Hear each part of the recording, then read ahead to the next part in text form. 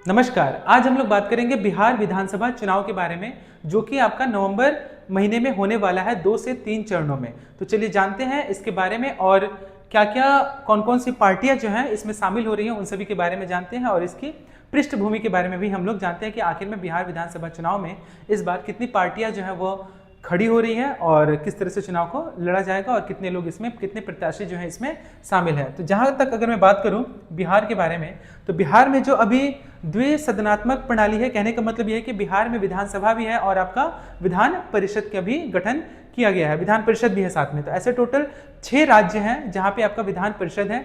उसमें से आपका बिहार हो गया, उत्तर प्रदेश हो गया, महाराष्ट्र हो गया, कर्नाटका हो गया, आंध्र प्रदेश हो गया और आपका तेलंगाना हो गया। तो टोटल 6 राज्य हैं जहां पे विधान परिषद भी है। लेकिन ये जो चुनाव हो रहा है वो विधानसभा का हो रहा है, जिसमें 243 जो सीट है विधानसभा क्षेत्र जो कि आपका बिहार में है, उसमें ये चुनाव होने को है। तो चलिए जानते हैं इसके पूरे इतिहास को और इसके पृष्ठभूमि को।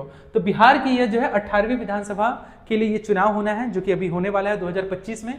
243 निर्वाचन क्षेत्र है जो कि बिहार विधानसभा चुनाव से जुड़ा हुआ है। टोटल कितनी सीट है विधानसभा सीट के बारे में अगर हम बात करें तो विधानसभा सीट कितनी है, तो विधान सभा सीट कितनी है, टोटल 243 है, जिसमें से 2025 अक्टूबर नवंबर 2025 में होने वाला है।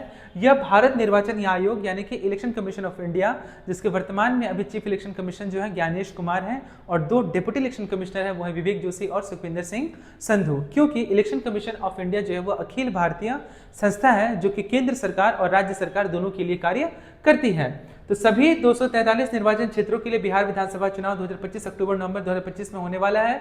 यह भारत निर्वाचन आयोग द्वारा आयोजित किया जाएगा। वर्तमान विधानसभा का कार्यकाल 2025 को समाप्त हो रहा है, जो कि 2020 में स्टार्ट हुआ था। निर्वाचन 2 या 3 चरणों में संपन्न हो सकते हैं। फिलहाल निर्वाचन आयोग ने दिनांक की आधिकारिक घोषणा नहीं की है, यानी कि यह चुनाव कब होने वाला है इसकी भी आधिकारिक घोषणा इलेक्शन कमीशन ऑफ इंडिया ने नहीं किया है। आगे जानते हैं हम लोग। नेक्स्ट अगला क्या है, अगला है आपका कि पिछले विधानसभा चुनाव, ध्यान दीजिएगा, पिछले विधानसभा चुनाव जो है वो अक्टूबर नवंबर 2020 में हुआ था। चुनाव के बाद राष्ट्रीय जनतांत्रिक गठबंधन ने राज्य सरकार बनाई, जिसमें नीतीश कुमार, अभी वर्तमान में जो सीएम है हमारे बिहार के, वह है नीतीश कुमार। और सबसे ज्यादा बार पूरे भारतवर्ष में सबसे ज्यादा बार सीएम के पद पर वो शपथ जो ले चुके हैं वो नीतीश कुमार है। टोटल 9वीं बार वह शपथ ले चुके हैं, ये भी आप ध्यान में रखेंगे।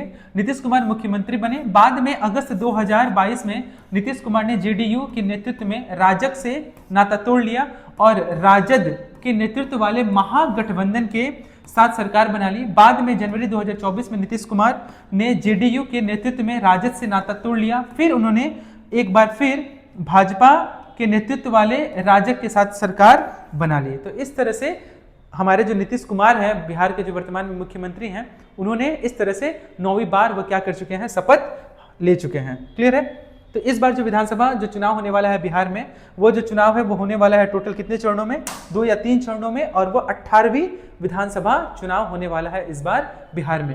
अब Bihar 2025 the fight for the political supremacy, यानी कि हम इसमें जानने का प्रयास करेंगे कि आखिर में टोटल कितने पॉलिटिकल पार्टी हैं जो इसमें शामिल है और ये चुनाव को करवा रही है या फिर चुनाव से संबंधित है। तो पहला हम देखना चाहेंगे, पहला अगर मैं बात करूं यहाँ पर, तो पहले अगर हम बात करें तो यहाँ पे जैसे कि आप देख पा रहे हैं कि भारतीय जनता पार्टी है, जिसकी तरफ से नेता कौन है, दिलीप कुमार जायसवाल।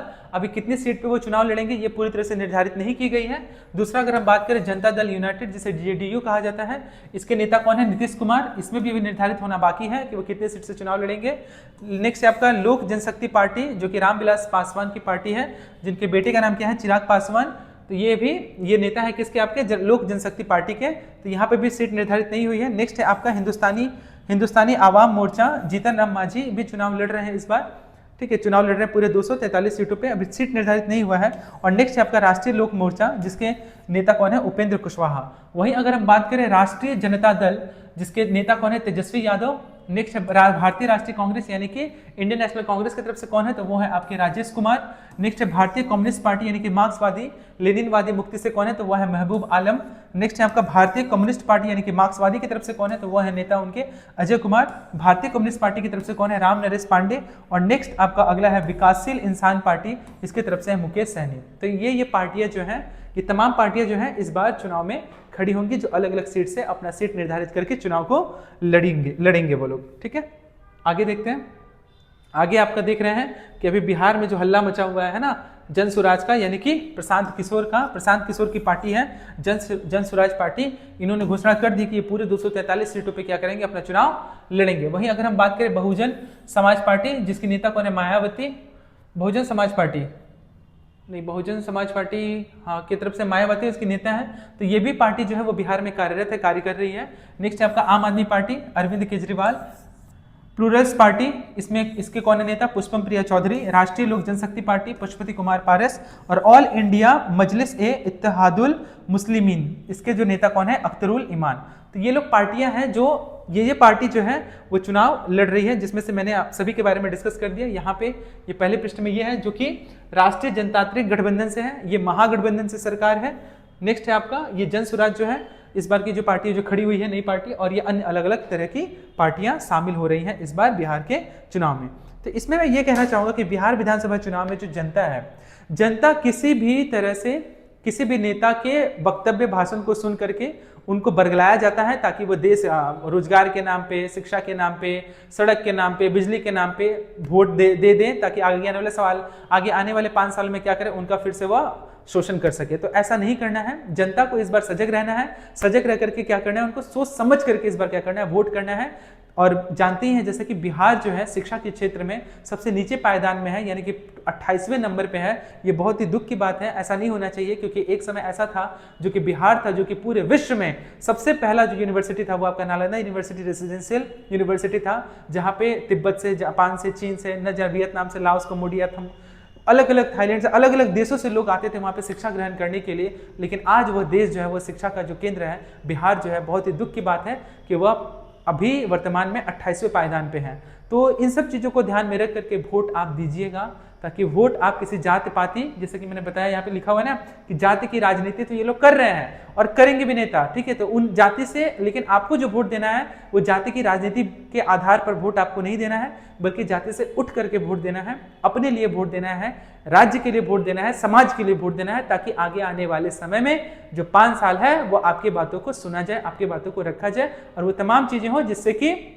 बिहार का क्या हो सके, एक उन्नत जो बिहार है, उन्नत और श्रेष्ठ जो बिहार बनाने की अलग अलग लोगों की कल्पना है, या फिर जनता का जो कल्पना है, फिर से चाहते हैं कि जो बिहार है वो 28वें नंबर से नहीं, बल्कि वो 28वें नंबर से पूरे 1 नंबर पे क्या आ जाए, शिक्षा के क्षेत्र पे आ जाते। ये सब सोच समझ करके आप लोगों को वोट देने की आवश्यकता है। इसीलिए घर से बाहर निकले, और घर से बाहर निकल करके जो इस बार जो विधानसभा चुनाव होने वाले हैं बिहार में, उस चुनाव में बढ़ चढ़ करके और सोच समझ करके हिस्सा लें। किसी के बरगलाने पे, किसी के बातों में ना आकर के अपना वोट और अपने अधिकार का पालन करते हुए आप अपना वोट दीजिए। आज के लिए इतना ही।